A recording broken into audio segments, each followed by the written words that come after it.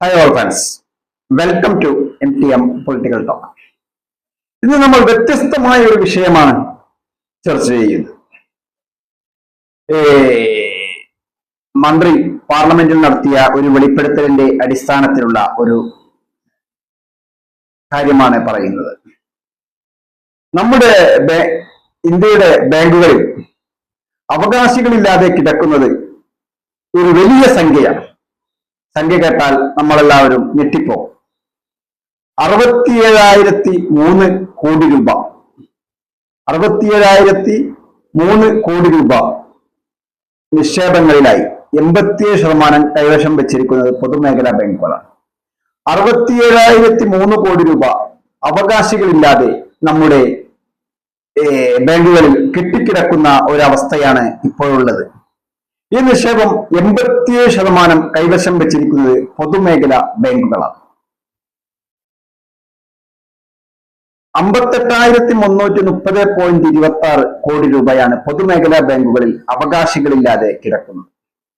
ഇതിൽ 29% state bank of SBI ആണ് കൈവശം വെച്ചിരിക്കുന്നത്. SBIയിൽ മാത്രം 19,239 കോടി രൂപ ഇത്തരം നിക്ഷേപമുണ്ടെന്നാണ് ധനകാര്യ സഹമന്ത്രി പങ്കജ് ചൗധരി പാർലമെന്റിൽ വെളിപ്പെടുത്തി.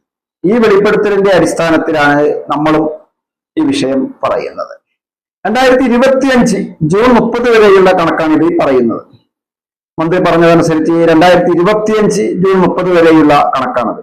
2023 മാർച്ച് വരെ അവകാശികളില്ലാതെ ഇതിന്റെ മുൻപ് ഒരു കണക്ക് ഇതേപോലെ വെളിപ്പെടുത്തിയിരുന്നു. അന്ന് ഉണ്ടായിരുന്നത് 62,225 കോടി രൂപയാണ് ബാങ്കുകളിൽ ഉണ്ടായിരുന്നത്. ഇന്നതിപ്പോൾ 67,003 കോടിയിലേക്ക് ഉയർന്നിരിക്കുകയാണ്. ഒരു MP-യുടെ ചോദ്യത്തിനുള്ള മറുപടിയായാണ് ഈ വെളിപ്പെടുത്തൽ നടത്തിയത്. പക്ഷെ ഈ വെളിപ്പെടുത്തലിൽ ഒരുപാട് കാര്യങ്ങൾ നമ്മൾ ശ്രദ്ധിക്കേണ്ടതുണ്ട്. കേന്ദ്ര സർക്കാർ വെളിപ്പെടുത്തിയത് Punjab national bank, Canara bank, bank of Baroda, union bank, state bank, അങ്ങനെ ഒരുപാട് ബാങ്കുകളുടെ പേരുകളും വെളിപ്പെടുത്തിയിട്ടുണ്ട്. നിക്ഷേപങ്ങൾ കൂടുതലും മറ്റു പൊതുമേഖലാ ബാങ്കുകളിലാണ്. സ്വകാര്യ ബാങ്കുകളും ഒരുപാട് അവകാശികളില്ലാത്ത നിക്ഷേപങ്ങളുണ്ട് എന്നാണ് ഇതിൽ നിന്ന് മനസ്സിലാക്കുന്നത്. അതിൽ ഏറ്റവും കൂടുതൽ കൈവശം വെച്ചിരിക്കുന്ന ബാങ്കുകളുടെ പേരുകളൊക്കെ മന്ത്രി വെളിപ്പെടുത്തുകയുണ്ടായി. അതിലേക്കൊന്നും നമ്മൾ കടക്കുന്നില്ല. 10 വർഷമായി യാതൊരു ഇടപാടും നടക്കാത്ത സേവിങ്സ് അല്ലെങ്കിൽ കറന്റ് അക്കൗണ്ടുകളിലെ പണമാണ് അവകാശികളില്ലാത്ത പണമെന്ന് റിസർവ് ബാങ്കിന്റെ കണക്ക് പ്രകാരം അത് കണക്കില്ലാത്തതിൽ ഏർപ്പെടുത്തുക എന്ന് പറഞ്ഞാൽ 10 വർഷമായി SBI അക്കൗണ്ടിലോ കറന്റ് അക്കൗണ്ടിലോ ഒരു ഇടപാടും നടത്താതെ ആ പണം അങ്ങനെ വരുന്ന അക്കൗണ്ടുകളെ നിർജീവമായ അക്കൗണ്ടുകളാവുകയും ആ അക്കൗണ്ടുകളുടെ പണമാണ് ഇതേപോലത്തെ കണക്കുകൾ ഏർപ്പെടുത്തുകയും ചെയ്യുന്നത്. അടുത്തിടെ കൊണ്ടുവന്ന ഒരു സാമ്പത്തിക നിയമത്തിൽ തന്നെ കൂടുതൽ നോമിനികളെ ഉൾപ്പെടുത്തുവാൻ ബാങ്കുകൾ ശ്രമിക്കണമെന്ന് കേന്ദ്ര സർക്കാർ നിർദ്ദേശം കൊടുക്കുകയുണ്ടായി. ഇപ്പോൾ സാധാരണഗതിയിൽ നമ്മൾ ഒരു നോമിനിയാണല്ലോ ഉൾപ്പെടുത്തുന്നത്. ഒരു നോമിനിയാണ് ഉൾപ്പെടുത്തുന്നത്. അപ്പോൾ ചില സാങ്കേതിക പ്രശ്നങ്ങൾ മൂലം ആദ്യം നോമിനി മരിക്കുകയോ അല്ലെങ്കിൽ പിന്നീട് മരിക്കുകയോ ചെയ്താൽ അവകാശികളില്ലാത്ത പണമായി മാറുന്ന ഒരവസ്ഥയുണ്ട്. അതിനുവേണ്ടിയാണ് കേന്ദ്ര സർക്കാർ ഒന്നിൽ കൂടുതൽ നോമിനികളെ ഉൾപ്പെടുത്തണം എന്ന ഒരു നിയമം കൊണ്ടുവന്നത്. തീർച്ചയായും ഇത്തരം പണം ആവശ്യമില്ലാതെ അല്ല കെട്ടിക്കിടക്കുന്നത് എന്നതാണ് മറ്റൊരു വാസ്തവം.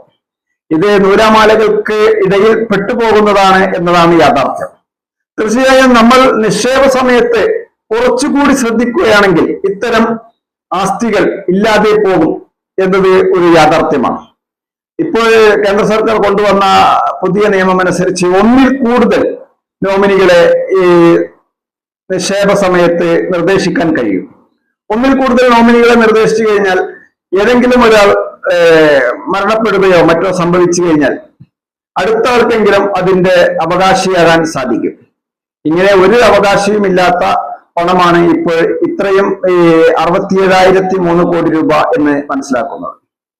പിന്നെ മറ്റൊന്നുണ്ട്, അക്കൗണ്ട് നിർജീവമായി പോകുന്ന ഒരു അവസ്ഥ. നിർജീവമായി 10 വർഷമായി യാതൊരു ഇടപാടും നടത്താത്ത അത്യാവശ്യം ബാങ്ക് ബാലൻസ് ഒക്കെയുള്ള ഒരു അക്കൗണ്ടാണ്. ആള് മരണപ്പെട്ടു, നോമിനി അറിയുന്നില്ല, ഇത്രയും അക്കൗണ്ട് ബാലൻസ് ബാങ്കിലുള്ള വിവരം, അങ്ങനെ കുറെ അക്കൗണ്ടുകളും ഈ കൂട്ടത്തിലുണ്ട്. ഇതൊക്കെയാണ് ഇന്ന് വെളിപ്പെടുത്തിയത്. നമ്മൾ വളരെ ശ്രദ്ധിക്കേണ്ട ഒരു വസ്തുതയാണിത്. തീർച്ചയായും നമ്മൾ ചെറിയ സംഖ്യയാണെങ്കിലും 1000, 500, 2000 എത്രയാണെങ്കിലും അത് നമ്മൾ ബാങ്കിൽ നിക്ഷേപിക്കുന്നതോ അല്ലെങ്കിൽ ഇടപാട് നടത്തിക്കൊണ്ടിരിക്കുന്നതോ അവസ്ഥയിലാണ് ഉണ്ടായിരുന്നതെങ്കിലും പെട്ടെന്ന് ആൾ മരണപ്പെടുകയോ മറ്റോ സംഭവിച്ചു കഴിഞ്ഞാൽ ആ പണം അവിടെ നിർജീവാസ്തിയിലേക്ക് 10 വർഷം കഴിഞ്ഞാൽ അത് നിർജീവാസ്തിയിലേക്ക് മാറുകയാണ്. ഇതുകൊണ്ട് തന്നെയാണ് കേന്ദ്ര ഗവൺമെന്റ് ഒന്നിൽ കൂടുതൽ നോമിനികളെ വെക്കുകയും അപ്പോൾ ബാങ്ക് അവരുടെ ടെലിഫോൺ നമ്പറൊക്കെ ഉണ്ടെങ്കിൽ ബാങ്ക് അതിന് എന്തെങ്കിലും സൊല്യൂഷൻ നിർദ്ദേശിക്കുകയും ഒക്കെ ചെയ്യുന്നതാണ്. ഒരു നോമിനി പോലും ഇല്ലാത്ത അവസ്ഥയിലാണ് ഒരു നോമിനി ഉണ്ടായിരിക്കും, അദ്ദേഹത്തെ കോണ്ടാക്ട് ചെയ്താൽ ചിലപ്പോൾ കിട്ടുന്നില്ലായിരിക്കും. ഇങ്ങനെയൊക്കെയാണ് കൂടുതലും ഇത്തരം പൈസകൾ ഫണ്ടുകൾ വരുന്നത്. അതുകൊണ്ട് തന്നെ നമ്മൾ നിക്ഷേപ സമയത്തും അല്ലെങ്കിൽ ബാങ്കിൽ കറണ്ട് അല്ലെങ്കിൽ സേവിങ്സ് അക്കൗണ്ട് തുടങ്ങുന്ന സമയത്തും ഒന്നിൽ കൂടുതൽ നോമിനികളെ നിർദ്ദേശിക്കാൻ ഇപ്പോൾ കഴിയുന്നു എന്നത് യാഥാർത്ഥ്യമാണ്. അങ്ങനെ വരുമ്പോൾ നമ്മൾ ഒന്നിൽ കൂടുതൽ നോമിനികളെ നിർദ്ദേശിക്കുകയാണെങ്കിൽ ഇത്തരം ബാലൻസ് നിർജീവാസ്തിയായി മാറില്ല എന്നതും ഒരു യാഥാർത്ഥ്യമാണ്. അപ്പോൾ നമ്മൾ സാമ്പത്തിക രംഗം കൂടുതൽ ഒന്ന് ശ്രദ്ധിച്ചാൽ ഇത്തരം നിർജീവാസ്തി ആർക്കും ഉപകാരപ്പെടാത്തൊരവസ്ഥ പണത്തിന്റെ കാര്യത്തിൽ ഉണ്ടാവില്ല എന്നതാണ് യാഥാർത്ഥ്യം. നമ്മൾ നിക്ഷേപ സമയത്തോ അല്ലെങ്കിൽ സേവിങ്സ് അക്കൗണ്ട് തുടങ്ങുന്ന സമയത്തോ അല്ലെങ്കിൽ കറന്റ് അക്കൗണ്ട് തുടങ്ങുന്ന സമയത്തോ ഒക്കെ ഒന്നിൽ കൂടുതൽ നോമിനികളെ നിർദ്ദേശിക്കുകയും വ്യക്തമായ ടെലിഫോൺ നമ്പർ എന്ന് പറഞ്ഞു കഴിഞ്ഞാൽ ഉപയോഗത്തിലിരിക്കുന്ന ടെലിഫോൺ നമ്പർ നൽകുകയും ചെയ്തു കഴിഞ്ഞാൽ തീർച്ചയായും ഈ നിർജീവാസ്തിയിലേക്ക് മാറ്റുന്ന സമയത്ത് എങ്കിലും ബാങ്ക് അവരുമായി ബന്ധപ്പെടുകയും ആരെങ്കിലും ജീവിച്ചിരിപ്പുണ്ടോ എന്നൊക്കെ അന്വേഷിക്കുകയും ചെയ്യും. സാധാരണഗതിയിൽ അത് ബാങ്കൊന്നും അന്വേഷിക്കില്ല, എങ്കിലും ഈ ഫണ്ട് നിർജീവാസ്തിയിലേക്ക് മാറ്റുന്ന സമയത്തെങ്കിലും ചിലപ്പോൾ ബാങ്ക് അന്വേഷിച്ച് എന്ന് വരും. അതുകൊണ്ട് തന്നെ ഒന്നിൽ കൂടുതൽ നോമിനികളെ നൽകാനും ഇത്തരം ഫണ്ടുകൾ ആർക്കും ഉപകാരമില്ലാത്ത ഒരു അവസ്ഥ വരുത്താതിരിക്കുവാനും എല്ലാവരും ശ്രദ്ധിക്കുന്നത് നന്നായിരിക്കും. ഇത് ഒരു അവയർനെസ് വീഡിയോ മാത്രമാണ്.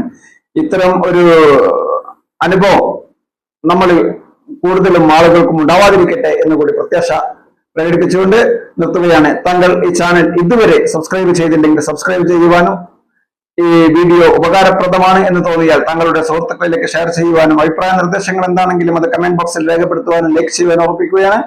അടുത്ത വിഷയവുമായി വീണ്ടും കണ്ടുമുട്ടും വരെ, വീണ്ടും സന്ധിക്കും വരെ വണക്കം. നന്ദി.